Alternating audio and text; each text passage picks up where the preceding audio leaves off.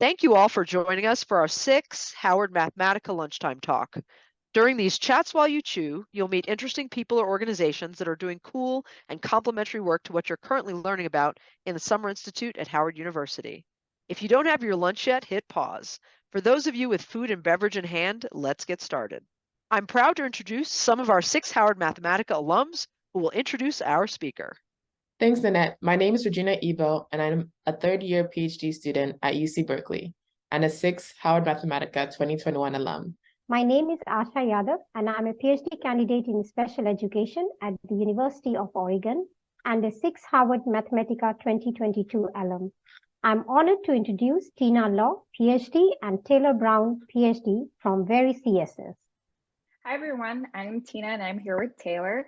We are the co-creators of varyCSS, which is a project we've been working on over the past 3 years to ensure that the growing field of computational social science, or CSS, is anti-racist and feminist, and that this field is led by women, Black, Latinx, and other scholars of color, scholars working outside of the US, and other scholars who identify with one or more groups that are currently underrepresented in CSS.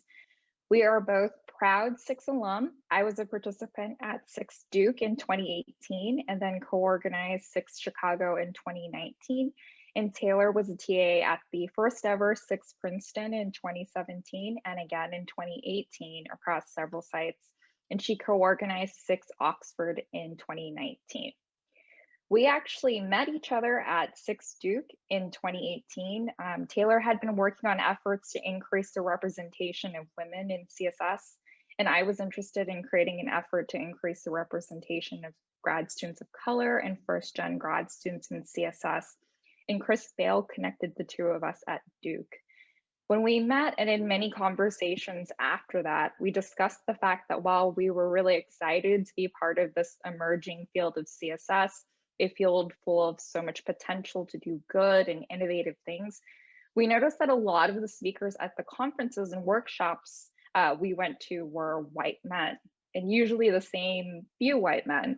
They were impressive scholars, but we knew that there were also many impressive women, Black, Latinx, and other scholars of color, and scholars outside of the US who are doing game-changing work in CSS. We wanted to see these CSS scholars and to hear about their work too.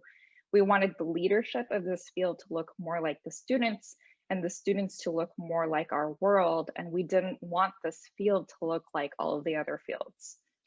So we thought, well, what can the two of us do as grad students who want to make sure that this new field of CSS is as diverse and inclusive as it grows? So we decided that one small thing we could do was to reach out to the SICSS community and the broader CSS community to gather two things. One, a database of emerging scholars who are currently underrepresented in CSS, who we would love to see speak at conferences and workshops. And two, a list of useful resources to support newcomers to CSS. Through SICSS, we had learned about distributed data collection and open call solutions. So we thought we could put these methods to work in the service of the field by setting up a website that would provide access to a crowdsourced database of CSS speakers featuring emerging scholars who identified with an underrepresented group, and a crowdsourced list of resources to support newcomers to CSS. And that ultimately became varyCSS.org. So I'm going to hand things off to Taylor now, and she's going to give you a quick tour of varyCSS.org. So hi, Taylor here, and welcome to varyCSS.org. This is the landing page, and it's a very simple website by design, though we are eager to always make it better and better. As Tina said, the site is broadly split into two sections. The first is right here, groups and workshops. And it's a list of resources to support newcomers to CSS. All of the resources here have been referred to us by members of the SICSS community or the broader computational social science community. And they include a mix of conferences, workshops, scholarships, groups. In particular, we thought we would just highlight two. One is Black in AI, which is co-founded by Timnit Gebru, a computer scientist and leader on research on algorithmic bias and data mining. She's an advocate for equity, transparency, and accountability in technology.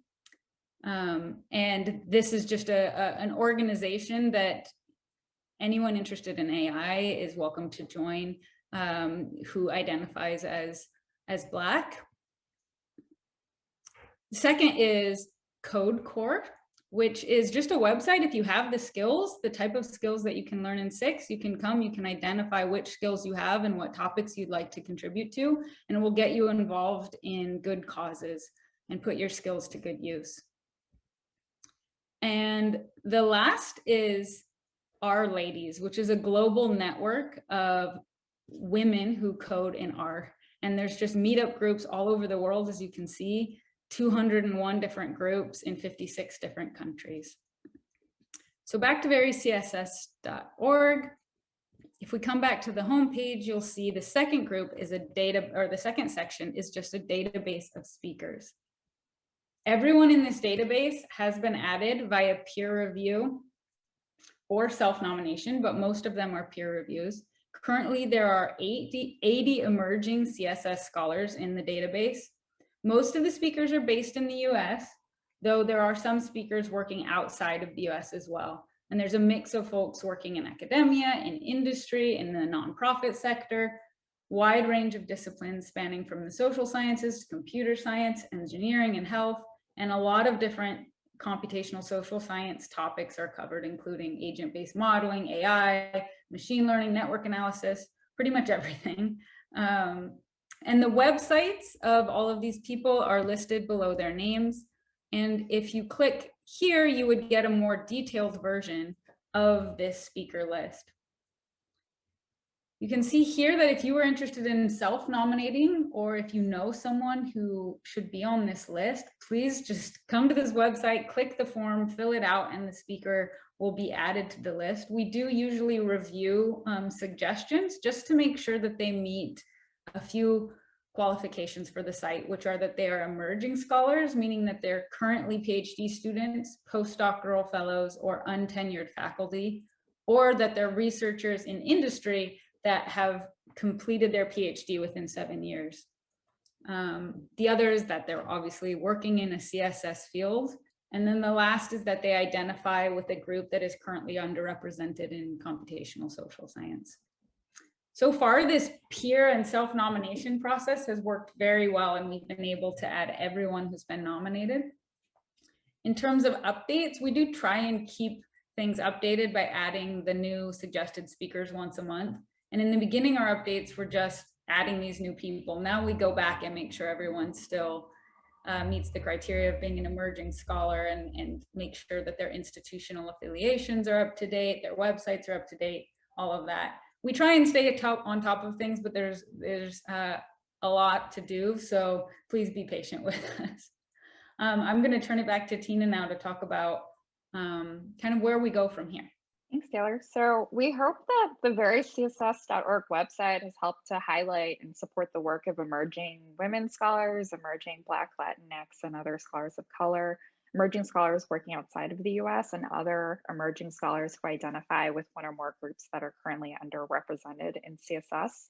We don't have any fancy metrics about the website. We didn't think to do that when we first created the website, but we do regularly hear from folks via email and Twitter who say, for example, that they've used the speaker database to look for speakers for an academic or industry event, that someone reached out to them because they found them through the speaker database, or that they have a new program that they'd like for us to add to our resources list. And so we're so grateful for all the folks who have helped and continue to help share varyCSS as a resource, including Sage Ocean, our friends and colleagues from the SICSS community and the broader CSS community, and including the team here at SICSS-Howard Mathematica. I'll hand things back to Taylor to talk about some of our current work right now with varyCSS. So, right, we continue to try and improve varyCSS. For example, we're currently working to add teaching resources to the website. Last summer, we were invited to the SICSS Festival to share our work on varyCSS with the SICSS community.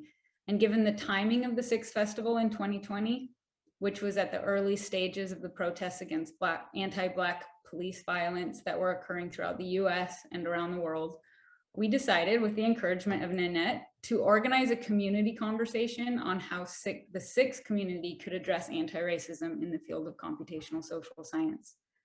The SICSS community is uniquely situated to have these sorts of conversations for the field.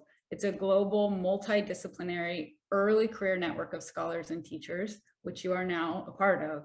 Very few, if any, disciplines have had such a tight-knit and connected community to coordinate action early on in the development of its practice and canon. So as a result of that conversation that we had last summer, a group of us have been meeting over the past several months to design a model CSS syllabus that's anti-racist, feminist, and anti or decolonial.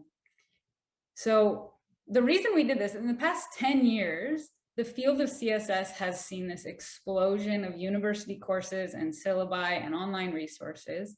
And we're very lucky to have all of that at our disposal. But while so much is available, we recognize that it's important to stay critical about who is being referenced or used as a reference category in discussions, what context and populations are drawn on for examples and exercises, which questions are asked, how issues get problematized, what assumptions are made when ethics are engaged, and just in general, what and who is missing from the dialogue of instruction for computational social science.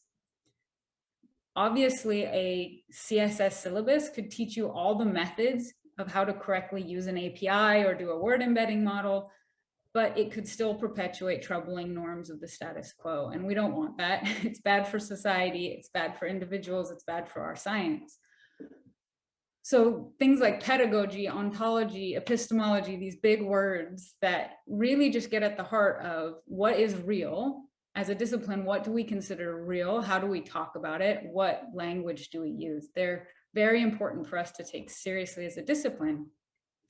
And so we think that getting at syllabi is kind of at getting at the heart of our field and our identity as scholars. We were inspired by the work of Catherine D'Ignazio and Lauren Klein. They wrote a book called Data Feminism that took a principled and quantified look at approaching an audit, essentially, of their own book to see what they were referencing and whether or not they were perpetuating such things as classism, colonialism, racism, patriarchy, and ableism. I'm going to share my screen just so I can give you a look at, I'm going to share my screen just so that I can show you a little bit about what they have been working on. This is a website that identifies what their audit was of their site and the principles that they followed in addressing this audit. Down at the bottom, you can see that they had aspirational goals for their syllabus, as well as metrics that they would measure it by and to hold themselves accountable to see how they did. And we're trying to apply something similar to computational social science syllabi. And we're doing it communally in the spirit of varyCSS, which is to create simple but impactful resources. The group of us are hoping to soon provide teachers with easy access to citations, exercises, and questions that they could ask themselves while they're developing courses, as well as providing these same resources to students in case their teachers are not doing this.